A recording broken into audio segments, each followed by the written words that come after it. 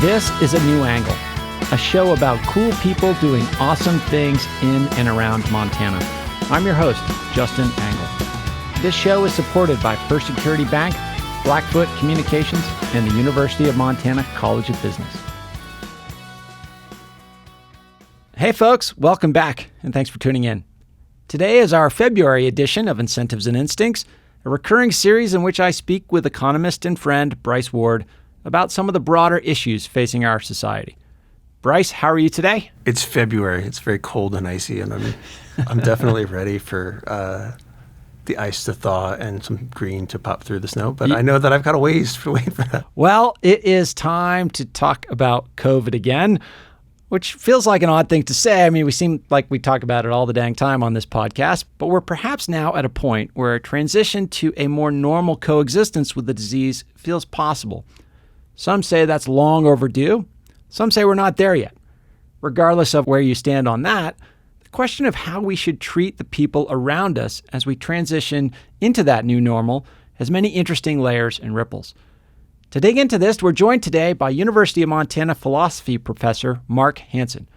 Mark's particular expertise is medical ethics, and hopefully he can help guide us to something useful here. Mark, thanks for being on the show today. Thanks for having me. So let's start out with your potted bio. How did you get interested in philosophy and ethics, medical ethics in particular? I suppose it starts out with the fact that I was born the son of a Lutheran minister. So I grew up listening to parents who were very interested in big questions all the time. But yeah, I just became interested in ethics through a course in college, and I was always interested in big picture questions, and so ended up pursuing it in graduate school. And luckily had a professor there who, at the University of Virginia, who was a leading medical ethicist and was on Bill Clinton's President's Commission and wrote a textbook. So I got into the issues and then was hired by the Hastings Center, which is a medical ethics think tank in New York, and just had a great opportunity to be able to explore those questions with a lot of really smart people. So it just took off from there. Awesome. So we're excited to have you with us today. Let's maybe start with a broad question. How are you thinking about the challenge our society is facing right now? Well, taking a big picture view of it, I think about this COVID challenge in just light of the broader cultural challenges that we face. Mm-hmm. This issue, like so many other issues, is being mapped onto dimensions of culture wars and political agendas. So it's unfortunately all too easy to place it into those kind of dynamics, and there are people who are all too willing to do so. And what that does is uses a cause which seems like should be an occasion for heightened solidarity. It's a common enemy that we all face, but instead it's really become a place where it's being used for increasing polarization. Yeah, Bryce, that makes me think of your work as an economist. Like, when an economic question or a question where there are sort of empirical economic models that you can draw wisdom from, how do you cope with that when a culture war issue or a culture war layer gets added into the mix? The core issue we've mapped the culture war onto is a virus. That means that my actions and behaviors, they affect others. And so while there's various mitigation and all sorts of masks and ventilation, all that kind of stuff, at the end of the day, COVID is fundamentally my choice affects others, right? So in economics terms, we call that an externality, right? Or a spillover. And so the issue becomes, what spillovers am I culpable for? Because, we can't live in a world where my actions have no effect on other people. That's just not the world that we have. The question is where do we draw the line for what are we culpable for, right? Where is it that this is something that's sufficiently bad that it affects others that we have to do it? So if you go back to 2020, no vaccines, don't really understand the virus, the culpability seems high, right? Because we know lots of people are getting COVID, and we know that the death rate of COVID is much higher than other forms of respiratory illness. Now with vaccines and boosters, people who are vaxxed and boosted, the risk really is pretty low. And so the responsibility of others towards people who are vaxxed and boosted seems pretty limited, and kids are also not at a great deal of risk. And so it seems like we're back towards a level of respiratory illness that we already kind of had decided. Maybe we were wrong, but we had kind of decided that there's a gray area of like, if I have the flu or a cold, what am I culpable for towards others? And COVID is hopefully moving towards that, but there's still impact on hospitals because we do have a large, in the United States, we have a much larger unvaccinated population. We're seeing much larger adverse response to the Omicron wave as a result. And so the question really is, for me, is, all right, well, where are we? And, I think this is the question that's motivating the podcast, which is, what are the conditions under which we just file COVID under other respiratory illnesses? And then once we do that, given COVID and given what we've learned about respiratory illness in the past year, do we rethink our responsibility towards others when we have respiratory illness or when there's a spike in respiratory illness going around? So those to me are that's kind of the framework that I'm working from. These are dynamics that we've faced throughout history. And it's easy to get myopic thinking about it in the COVID context, but these dynamics play out with driving, with so many other things we do. Our actions create risks for others. As a philosopher, how do you kind of reckon with those just pieces of how all of us have to live our lives? I guess I would caution about moving too quickly to this place where our risk level is akin to the flu. I think we still have a few things to learn about this pandemic. It seems to be throwing curveballs at us unexpectedly. Mm-hmm. You're right to point to the fact that our sort of social contract, you might say, our agreement around risk is continually being renegotiated. And so, going to class when you have a cold, people would do that, or go to work. That's been acceptable for a long time. It was almost a badge of honor in certain cultures too. Yeah. Oh, exactly. You have to endure. And Michael Jordan's flu game, right? Like that's exactly. We hold that up as heroism. Yeah. How we think about that, we do have to just really take a look at what are the potentials for inflicting harm on others, and it is negotiated. You can drive 25 miles an hour through my neighborhood, and you may or may not hit a little kid on the way to school, but you can't drive 100 miles an hour through that neighborhood. That's a lot of the way our legislation works, right? It's helping to sort of mitigate and risk in ways that also allow that balance of freedom. And so risk versus freedom, the potential for harms versus the being able to do what we'd like to do, that's just an ongoing question that gets negotiated. We've essentially settled on the idea that one ought to get the flu vaccine if you need a vaccine for, to protect yourself. But the flu also kills people. So, we recognize there's a certain level of mortality with that, but we seem to have accepted that.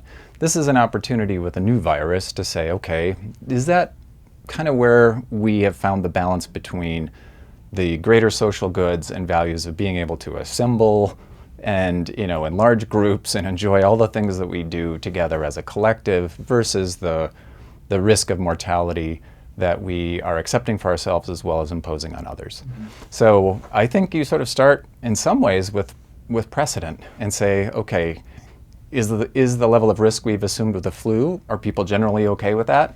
You do have to build a kind of morality of consent. And you can start with precedent and you can look at it and you can say, okay, well, let's revisit the flu. Maybe that wasn't quite the standard that we want, but it seems to me that you can look at where we've been and say, okay, this is a balance that most people seem to be able to live with in terms of the trade-offs of risk versus benefit. And so within something like the flu, some similar dynamics exist. Like within COVID, each person has a little bit different level of risk based on a lot of different factors, age, pre-existing conditions, and then some personal choices that seem available to every individual almost. Vaccinations, for example. Not everybody can get the vaccine. There are medically imperative reasons why somebody would not or could not. But for the vast majority of the population, that is an option. Yet a lot of folks are foregoing that option. How do you think about these different groups of folks that have different risk, and the level of risk that those groups experience is sort of determined in some ways by the efforts of another group? Yeah, well, I think it's great to point out that there are lots of reasons why people are unvaccinated. Yeah. And so there are those who are unintentionally unvaccinated. They don't have access. Thinking beyond just globally, that's important to keep in mind because we're all in this together, not just as a country, but as a world. And then there are those for whom they can't take the vaccine for a lot of reasons. So yeah, medical reasons, but also those who are choosing not to because of... They're trapped in a different algorithm. Yeah, you could say that, Well right? put. Yeah, trapped in That's Aziz Ansari. Yeah. His latest special. I like that. Yeah, it's a place where they've been subject to a certain kind of, I think what many would say, misinformation about or political manipulation about the vaccine and about the virus. It becomes mapped into their beliefs and their particular worldview, and it's really hard to move people off of that. And again, I don't think there's any perfect formula, where you can just say, well, okay, the number of immunocompromised people or people who can't get the vaccine is at a certain percentage level, and it's really low, so let's just throw everything off, Sure. right? You'd like to be able to protect everybody all the time. In terms of those who really are, from the perspective of the vaccinated, are mistaken or, have false views about vaccines, I think we really have to just speak about this in ways that, again, sort of stick to what we know to be true, or what we, certainly most people believe to be true about this, and in ways that avoid polarization. Because of the way in which this virus has been mapped into, I think, culture wars and partisanship, makes it imperative that we speak about it and address it in ways that do not heighten that. Mm-hmm. So I don't know if you've seen some of the recent New York Times reporting. David Leonhardt has some interesting polling data that he's reported, suggesting that your attitude towards COVID and COVID risk in particular is strongly tied to your political identity. It's more strongly tied to your political identity than it is to the actual science we know about the disease risk. So if you're liberal, you tend to overestimate COVID risk in general. If you're a conservative, you tend to underestimate it. When those dynamics exist, how would you advise crafting arguments in a conversation to find common ground? So the only way that we can get to a level where ideally we're making the optimal choice, right, given the information available, is we've got to pose how do we pose a conversation? How do we engage in that conversation in a way that gets people to stop making a mistake from both an individual, but more importantly, from a social perspective, right? This matters because to the extent that we have a less vaccinated society in the United States than, say, Denmark, well, that means that we have more burden of disease, right? Yeah. And that burden of disease, it's disproportionately concentrated amongst a set of people who are all collectively making a choice to accept that risk, but it's not entirely concentrated there.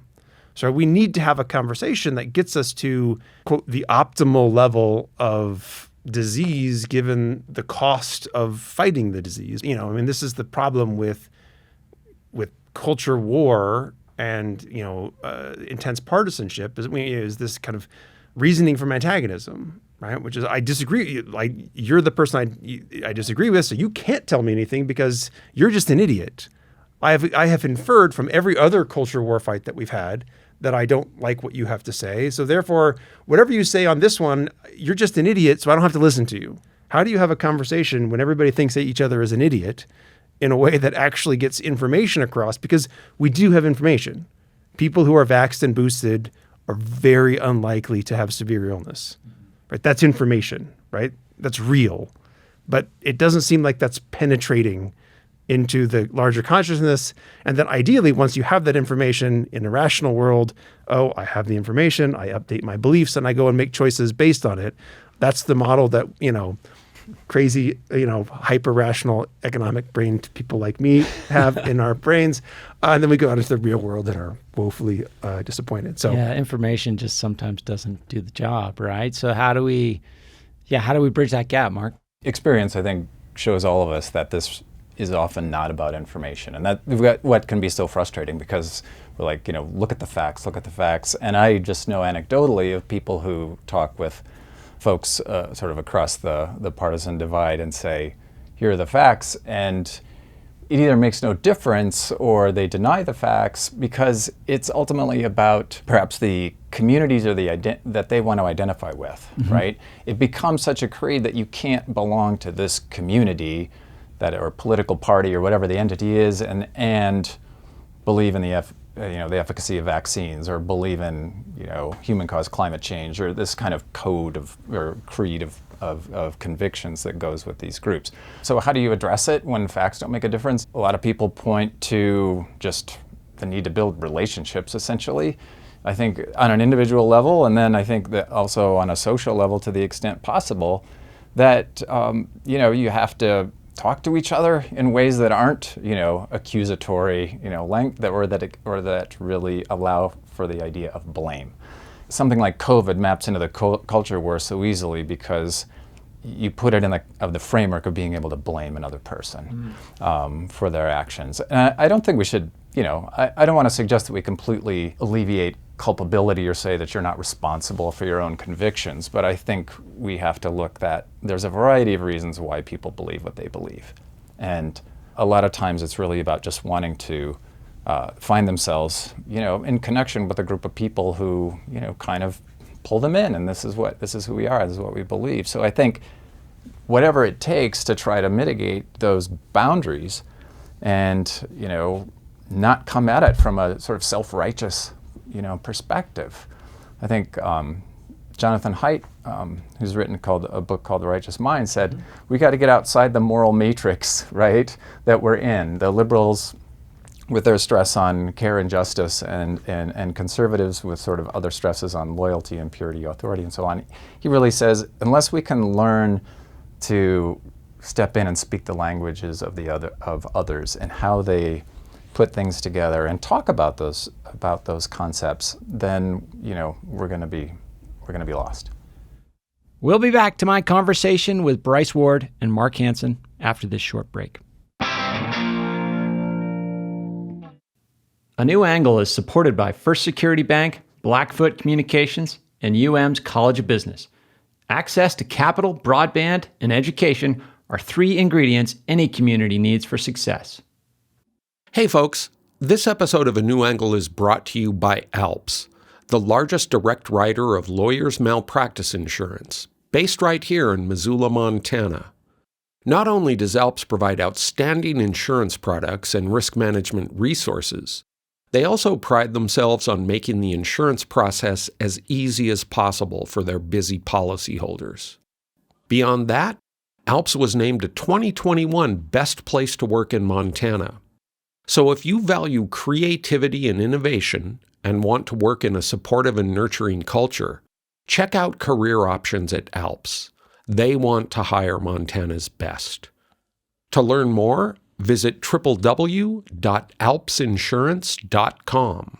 That's ALPSinsurance.com.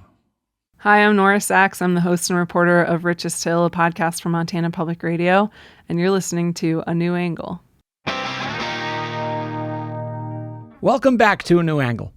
I'm speaking with Bryce Ward and Mark Hanson about how we should treat one another during this phase of the pandemic. So that makes me harken back to the onset of COVID, when there was talk about flattening the curve, right? And Bryce, you mentioned this before, much less was known about this disease. We didn't have vaccines, we didn't have therapeutics, we didn't have a lot of the mitigation measures that we have now. So it was a little bit of a simpler world, a scarier world in some ways, but simpler.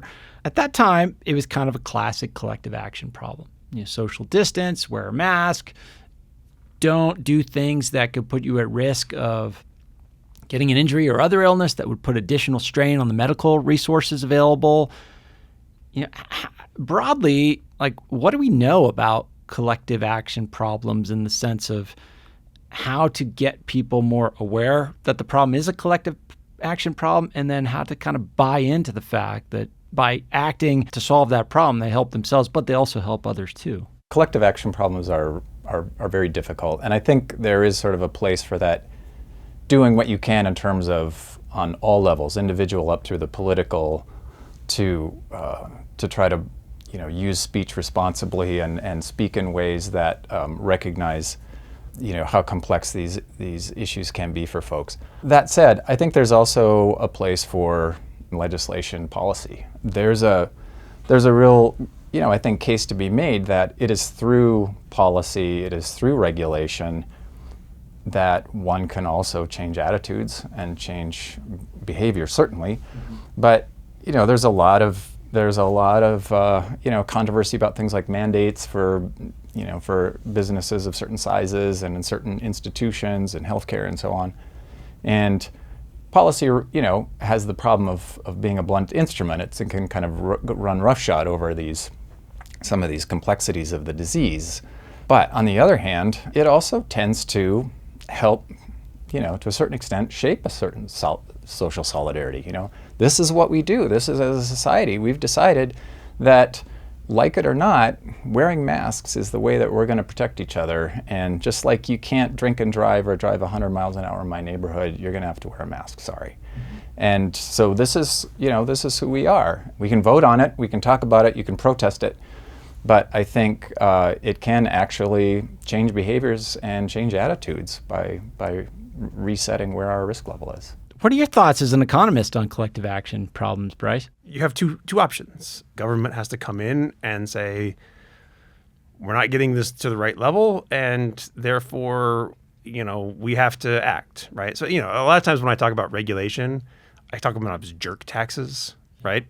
And essentially it's the idea is that, a jerk is somebody who doesn't take into account the effect of their choices on everybody else, and they push those costs onto other people. And if there's too many of them, then we, despoil the commons, or we, spread too much disease, or whatever it is, right? So the government has to come in and stop. But the better alternative is if we just don't have jerks, right? And that's the engage, right? That's the, right. How do I talk to people? How do we have an education system and, the collective identity of the group congeal around the appropriate response when it comes to the commons, right? And that's, a lot of our problems right now is we've elevated this destructive partisan identity over our collective identity, right? Party over country, or party over community, or party over neighbor, party over family. Over everything. Right? And so we have to figure out how to collectively re-elevate the identities which are more constructive. Family, neighbor, community, Montanan, American. These are our collective identities. And my assumption is that once we do that, then we go back to where we want, which is instead of hearing facts and immediately trying to run and say, well, those facts are inconvenient for me, therefore I must disprove them, right?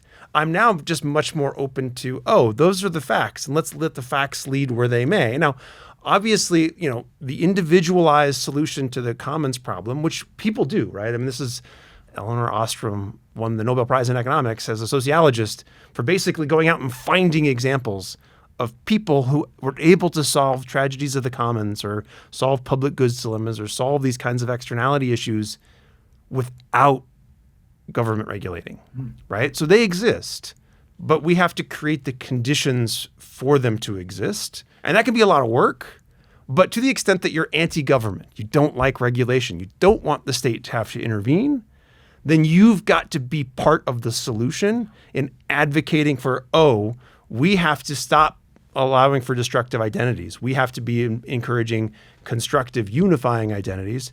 And we have to be then following, look, ideally we have perfect facts, right? Now, we don't always have perfect facts. And so there's always going to be some gray area of argument about facts. But as evidence accumulates and my beliefs need to be updated, I have to update them, right? I have to be like, yep, okay, vaccines appear to be pretty safe and they seem to be very effective.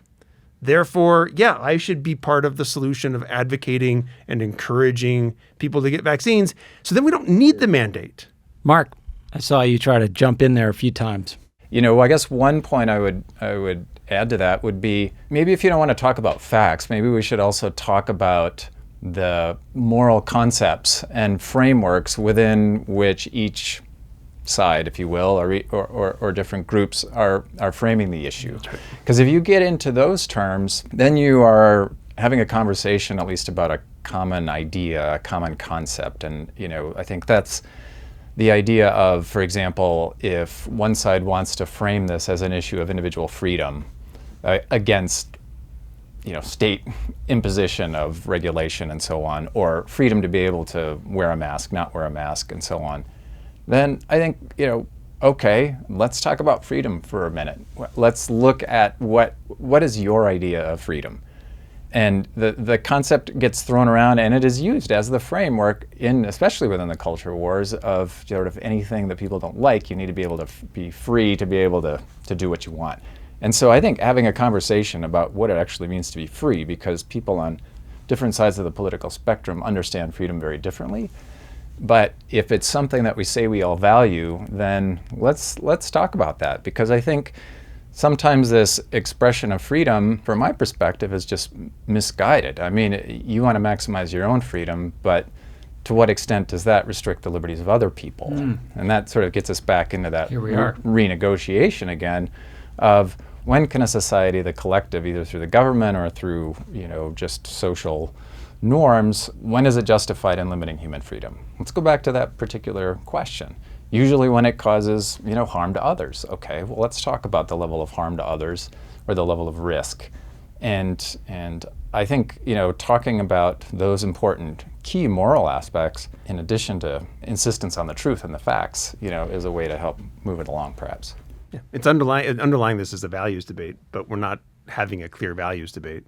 That lack of clarity means that sometimes, because they're blinded by culture war identity issues, people are actually arguing in favor of positions that if you broke them down into their value components, they would be like, oh my God, they'd be aghast, right? Like, oh no, I don't support that.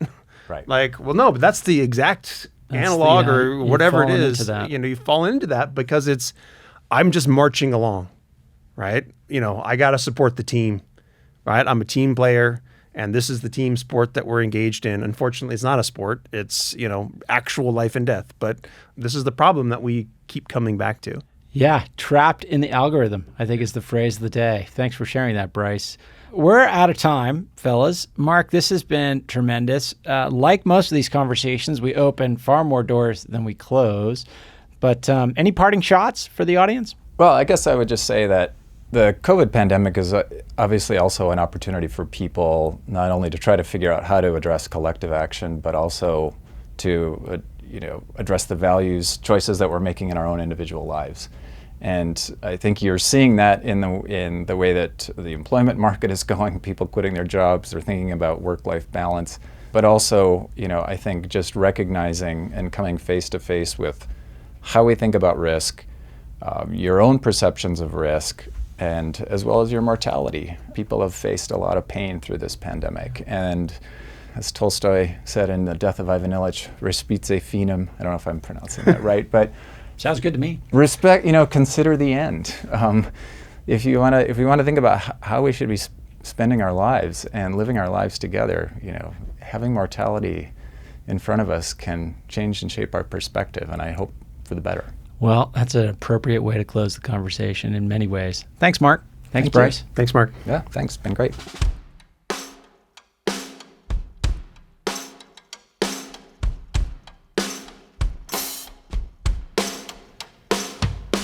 Thanks for listening to A New Angle. We really appreciate it. And we're coming to you from Studio 49, a generous gift from University of Montana alums Michelle and Lauren Hanson. A New Angle is presented by First Security Bank, Blackfoot Communications, and the University of Montana College of Business. With additional support from Consolidated Electrical Distributors, Drum Coffee, and Montana Public Radio. AJ Williams is our producer. VTO, Jeff Ament, and John Wicks made our music. Editing by Nick Mott, and Jeff Meese is our master of all things sound. Thanks a lot, and see you next time.